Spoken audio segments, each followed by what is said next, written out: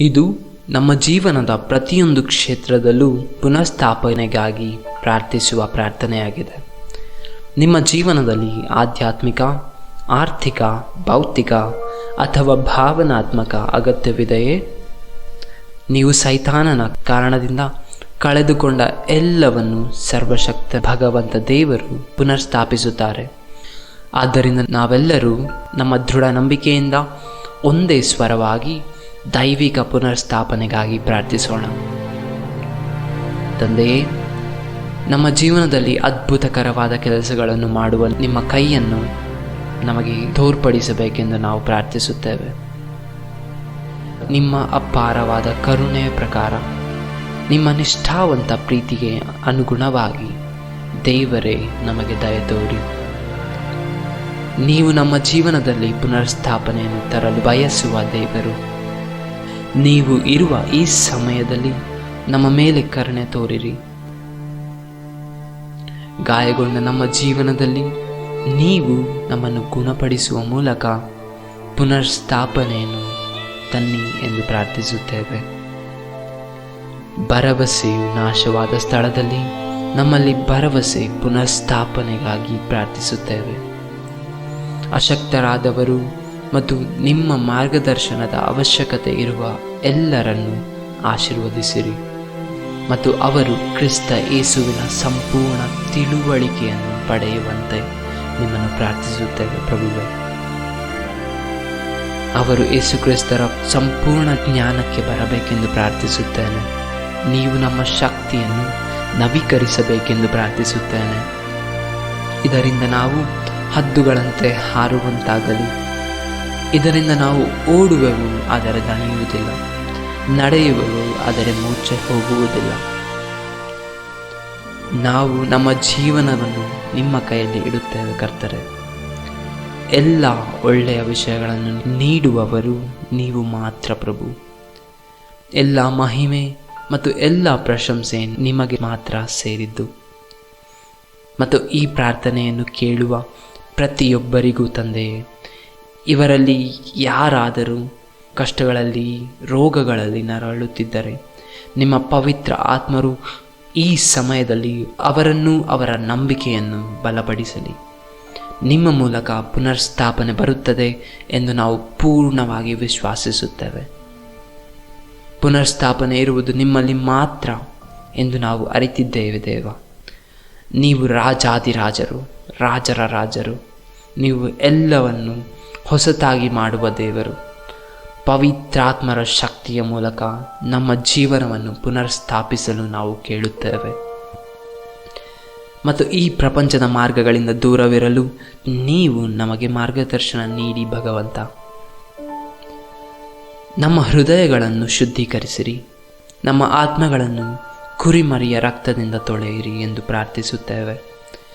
ಈ ಜಗತ್ತಿನ ಕತ್ತಲೆ ಮತ್ತು ದುಷ್ಟತನದಿಂದ ದೂರವಿರಲು ನಮಗೆ ಸಹಾಯ ಮಾಡಿ. ಈ ಪ್ರಾರ್ಥನೆಯನ್ನು ಕೇಳುವ ಎಲ್ಲರಿಗಾಗಿಯೂ ಪ್ರಾರ್ಥಿಸುತ್ತೇವೆ ಪ್ರಭುವೆ. ನಮ್ಮಲ್ಲಿ ಯಾವುದೇ ರೀತಿಯ ನೋವನ್ನು ಅನುಭವಿಸುವವರಿಗಾಗಿ ಪ್ರಾರ್ಥಿಸುತ್ತೇವೆ. ಅವರ ಗಾಯಗಳನ್ನು ಗುಣಪಡಿಸಿರೆಂದು ಪ್ರಾರ್ಥಿಸುತ್ತೇವೆ. ಯಾರು ಸ್ವಸ್ಥತೆಯನ್ನು ಬಯಸುತ್ತಿದ್ದಾರೋ ಅವರಿಗೆ ಯೆರೆಮೀಯ ಪ್ರವಾದಿಯ ಗ್ರಂಥ ಅಧ್ಯಾಯ 30 ವಚನ 17ರಲ್ಲಿ ನಿಮ್ಮ ವಾಕ್ಯದಲ್ಲಿ ನೀವು ಹೇಳುವ ಪ್ರಕಾರ, ನಾನು ನಿಮ್ಮ ಆರೋಗ್ಯವನ್ನು ಪುನರ್ಸ್ಥಾಪಿಸುತ್ತೇನೆ ಮತ್ತು ನಿಮ್ಮ ಗಾಯಗಳನ್ನು ಗುಣಪಡಿಸುತ್ತೇನೆ ಎಂದು ಹೇಳುತ್ತೀರಿ. ಮತ್ತು ಕರ್ತನೆ, ನಾವು ಆ ಮಾತನ್ನು ಸಂಪೂರ್ಣವಾಗಿ ನಂಬುತ್ತೇವೆ. ನಮ್ಮ ಕರ್ತನಾದ ಯೇಸು ಕ್ರಿಸ್ತನ ಗಾಯಗಳಿಂದ ನಾವು ಗುಣಮುಖರಾಗಿದ್ದೇವೆ ಎಂಬುದನ್ನು ಧೈರ್ಯದಿಂದ ಘೋಷಿಸುತ್ತೇವೆ. ನಮ್ಮ ಆರೋಗ್ಯವು ಪುನರ್ಸ್ಥಾಪನೆಯಾಗಿದೆ ಎಂದು ಘೋಷಿಸುತ್ತೇವೆ. ನಮ್ಮ ಆರ್ಥಿಕ ಸ್ಥಿತಿ ಪುನರ್ಸ್ಥಾಪನೆಯ ಅಗತ್ಯವಿರುವವರಿಗಾಗಿ ಪ್ರಾರ್ಥಿಸುತ್ತೇನೆ. ನೀವು ನಮ್ಮ ಅದೃಷ್ಟವನ್ನು ಪುನರ್ಸ್ಥಾಪಿಸುವ ಮತ್ತು ನಮ್ಮ ಮೇಲೆ ಕರುಣೆ ತೋರುವ ದೇವರು ಎಂದು ನಾವು ವಿಶ್ವಾಸಿಸುತ್ತೇವೆ. ಮತ್ತು ನಾವು ನಿಮ್ಮ ಮಾತಿನ ಮೇಲೆ ದೃಢವಾದ ನಂಬಿಕೆಯಿಂದ ನಿಂತಿದ್ದೇವೆ. ಪ್ರಭು, ಪುನಃಸ್ಥಾಪನೆಯ ಅವಶ್ಯಕತೆ ಇರುವ ಎಲ್ಲ ಕುಟುಂಬಗಳಿಗಾಗಿ ಪ್ರಾರ್ಥಿಸುತ್ತೇವೆ. ಇಲ್ಲಿ ಕೇಳುತ್ತಿರುವ ಯಾವುದೇ ಮುರಿದ ಕುಟುಂಬದ ಪ್ರತಿಯೊಬ್ಬ ಸದಸ್ಯರಿಗಾಗಿ ಪ್ರಾರ್ಥಿಸುತ್ತೇವೆ. ನೀವು ಅವರನ್ನು ಸ್ಪರ್ಶಿಸಿ ಮತ್ತು ಅವರಿಗೆ ಸ್ವಸ್ಥತೆ ಮತ್ತು ಸಂಪೂರ್ಣ ಪುನಃಸ್ಥಾಪನೆಯನ್ನು ನೀಡಬೇಕೆಂದು ಪ್ರಾರ್ಥಿಸುತ್ತೇನೆ. ಆ ಕುಟುಂಬಗಳಲ್ಲಿ ಪರಸ್ಪರ ಗೌರವ, ಶಾಂತಿ, ಪ್ರೀತಿಯನ್ನು ಪ್ರತಿಷ್ಠಾಪನೆ ಮಾಡಿ ಎಂದು ಕೇಳಿಕೊಳ್ಳುತ್ತೇವೆ ಸ್ವಾಮಿ. ನಿಮ್ಮಲ್ಲಿ ಹೊರತು ನಮಗೆ ಯಾವ ಬಲವೂ ಇಲ್ಲ, ನಿಮ್ಮಲ್ಲಿ ಅಲ್ಲದೆ ನಮಗೆ ಯಾವ ಶಕ್ತಿಯೂ ಇಲ್ಲ ದೇವ. ಆದ್ದರಿಂದ ನಾವು ನಿಮ್ಮಲ್ಲಿ ಶಕ್ತಿಯನ್ನು ನೀಡಬೇಕೆಂದು ಪ್ರಾರ್ಥಿಸುತ್ತೇವೆ ಪ್ರಭು.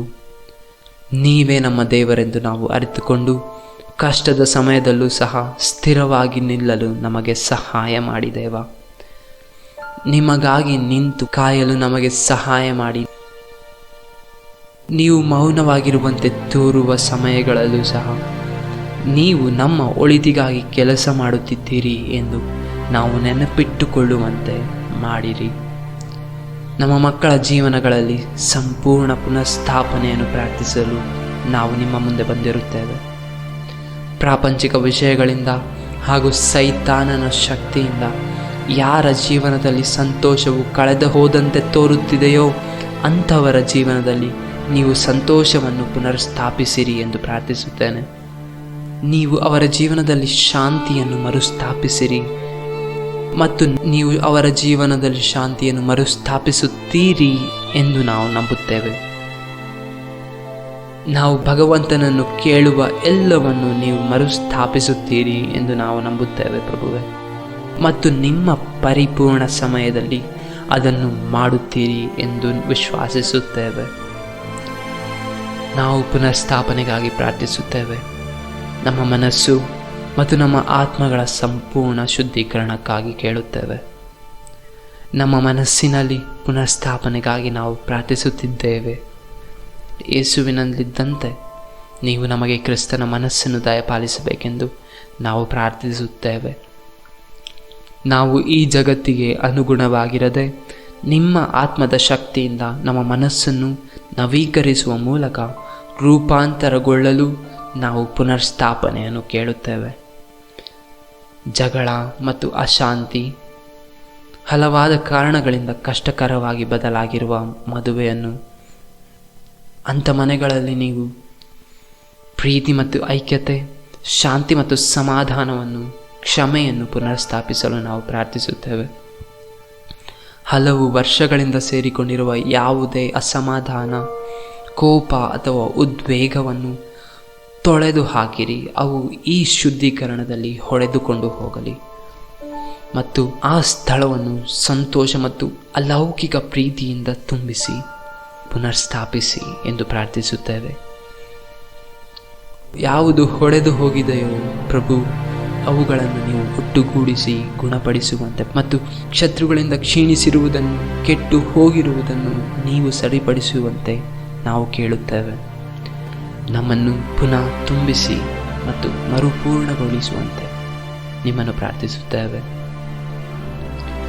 ಆ ಹುಳುಗಳು ಮತ್ತು ಮಿಡತೆಗಳು ತಿಂದಿರುವ ನಮ್ಮ ಎಲ್ಲ ವರ್ಷಗಳನ್ನು ನೀವು ನಮಗೆ ಮರುಸ್ಥಾಪಿಸಬೇಕೆಂದು ಪ್ರಾರ್ಥಿಸುತ್ತೇವೆ.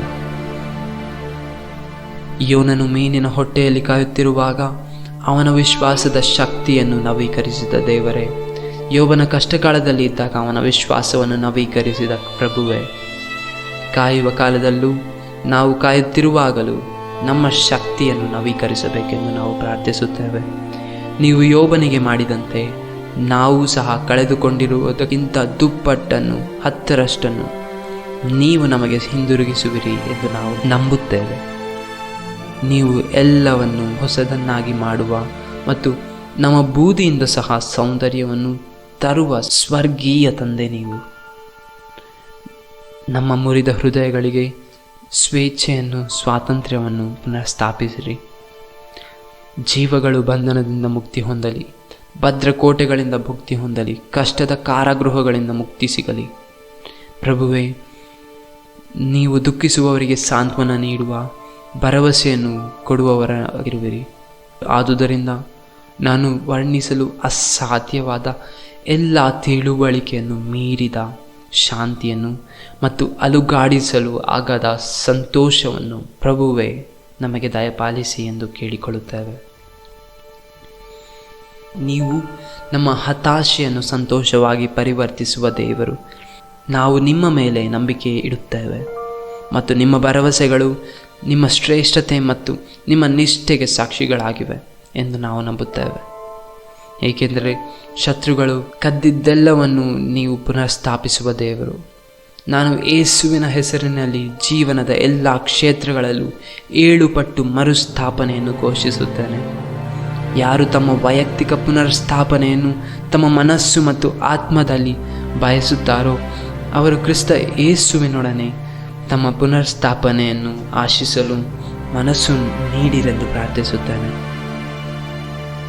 ಮತ್ತು ಈ ಪ್ರಾರ್ಥನೆಯನ್ನು ಕೇಳಿ ಸಹ ಹಿಂದೆ ಸರಿದವರನ್ನು ನಿಮ್ಮ ಇಚ್ಛೆಗೆ ವಿಧೇಯರಾಗಲು ಮತ್ತು ನಿಮ್ಮ ಮಾತಿಗೆ ವಿಧೇಯರಾಗಲು ಮತ್ತು ಅವರು ನಿಮ್ಮ ಸಂಬಂಧವನ್ನು ವೈಯಕ್ತಿಕವಾಗಿ ಪುನರ್ಸ್ಥಾಪಿಸಲು ನಾನು ಪ್ರಾರ್ಥಿಸುತ್ತೇನೆ.